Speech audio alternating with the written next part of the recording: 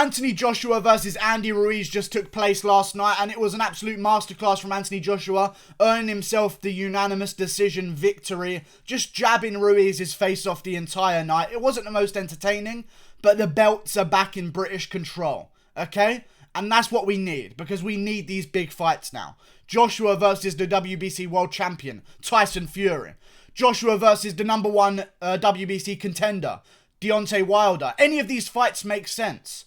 I want them to happen now. I don't want to see a trilogy between the pair of them because, to be honest with you, that's how the fight should have gone the first time. But Joshua, in my opinion, I predicted Joshua to win. I thought he would get the finish, but I predicted him to win and just be way more patient this time round.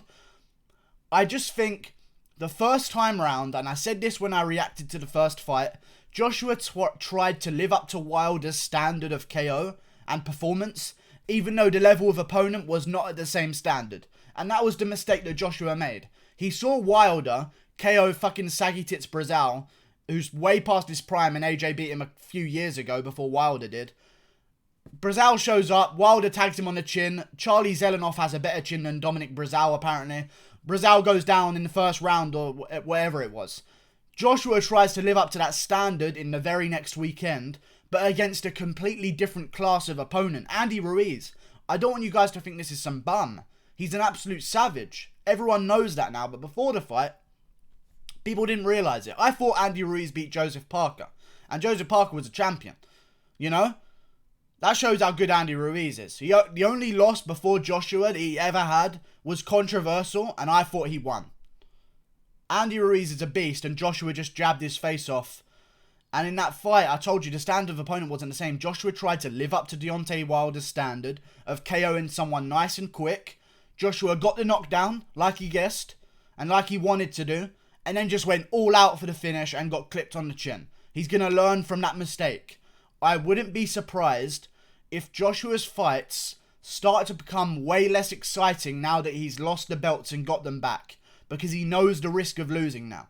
I'm sure he knows how bad it feels, and when you lose once, you come out a lot more timid. Darren Till gets KO'd by, and this is an MMA example for all you boxers out there. Darren Till gets KO'd by Jorge Masvidal. His next fight with Kelvin Gastelum, one of the most patient and fucking risk-free fights you'll ever see from a guy ever. It just happens, okay?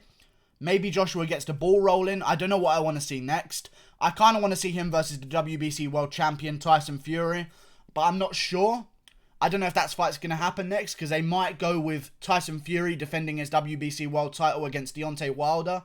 That might be a thing that happens. And if that happens, I don't even know if I want to see a trilogy fight, because that's how the fight's going to go every single time, in my opinion. Like, every time from now on, that's how the fight should have gone at the first time. And the second time, that's how the fight goes, in my opinion. He just jabs his face off. The first time, Anthony Joshua came out there looking for a KO and brawled with Andy Ruiz. This time he boxed, and he won. And he'll box the third time round, and Ruiz will lose again. And let me tell you this.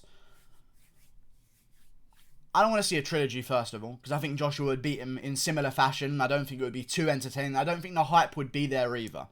But let me tell you this. I messaged my friend halfway through the 12th round saying, and here come the excuses. I messaged him halfway through the 12th round, that message. Here come the excuses. Are you ready for the excuses? Joshua wins, and the first talks that come out is Andy Ruiz was too big. Andy Ruiz didn't take things seriously. Andy Ruiz didn't do this. Pick your rhetoric. Like, pick your storyline, media members. Because before the fight, you were saying that Andy Ruiz looks better than ever. Andy Ruiz's hands are faster than ever. Andy Ruiz in the best shape he's ever been. Andy Ruiz still hungrier than ever. But as soon as the fight changes and it doesn't go their way, all of a sudden, Andy Ruiz is too fat. And now the fat's a problem. Remember when Andy Ruiz won the first time and the fat was, oh, that's what it means. No one has to be in shape. And being fat just means you win.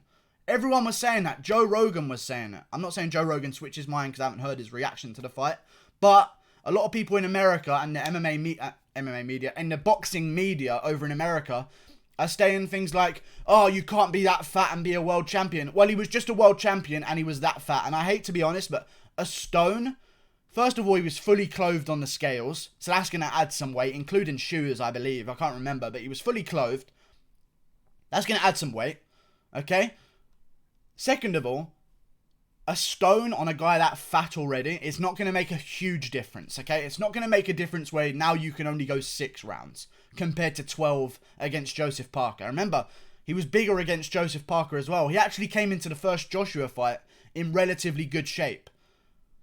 I think that's the way the fight goes every single time. I want to see Joshua versus one of Wilder or Fury before that fight is too late, because we're starting to realize more and more now, very risky in the heavyweight division. If Wilder doesn't land his one-punch miracle KO out of nowhere, the fucking hand from the gods, then he loses every single fight. And there's going to be a time, if Wilder keeps fighting contenders, such as Dillian Whyte, which he should fight next, in my opinion.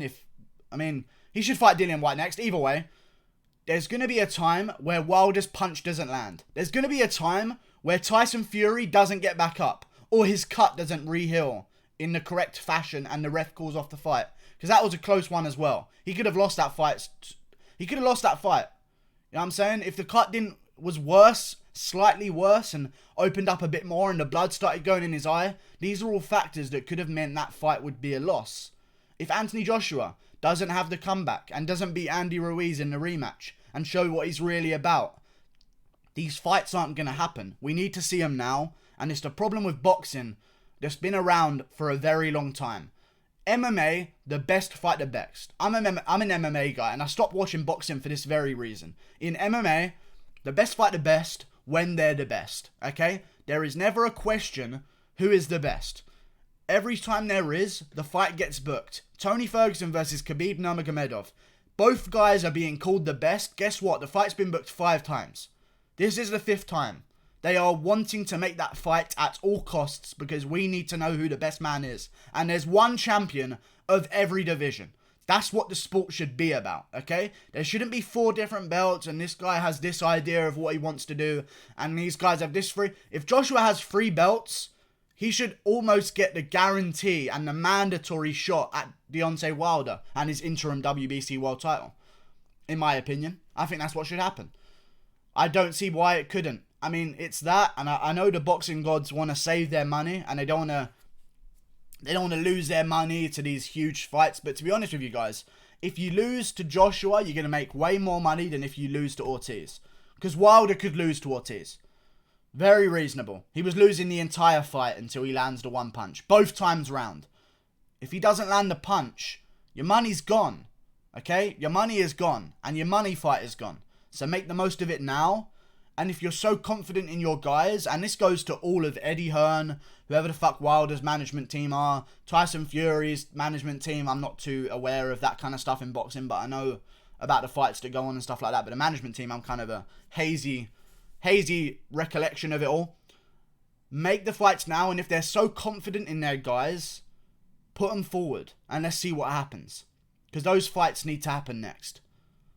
Jesus Christ. It was a good win. Everyone in the UK was watching it. I walked down the street at the 6th round because it was kind of... I walked down to get a drink from the shop around the 6th round. And everyone I walked past, because I don't know why I was looking in people's windows. Never mind. But everyone was watching the fight for Anthony Joshua. He's a huge star over here. And I don't understand why people don't realise he's the biggest star in boxing. He does the biggest numbers anywhere in the world.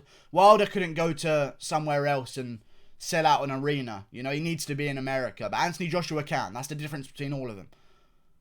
Anthony Joshua, I don't know what would happen in a fight with him and Wilder. I don't know what would happen in a fight with him and Fury. So let's find out. And let's stop waiting around and hoping that one of them lose. Not hoping, but hoping that all of them win. And not one of them loses in some freak fashion. And then the fights are completely ruined.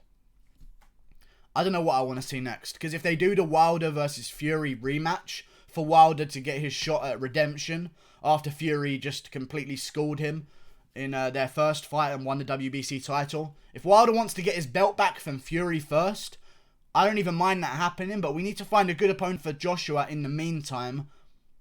Is it a Dillian Whyte? I don't know what the fuck it's going to be, to be honest with you guys. It's tough.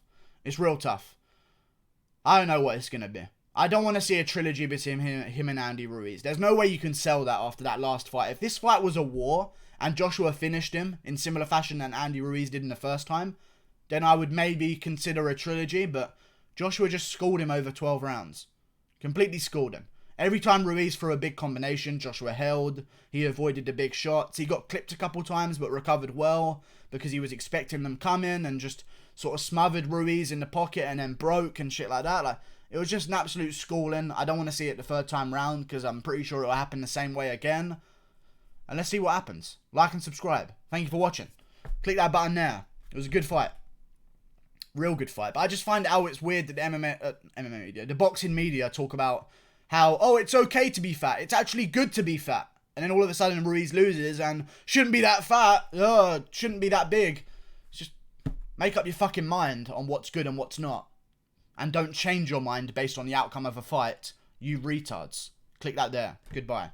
See you later. Joshua OG Champ.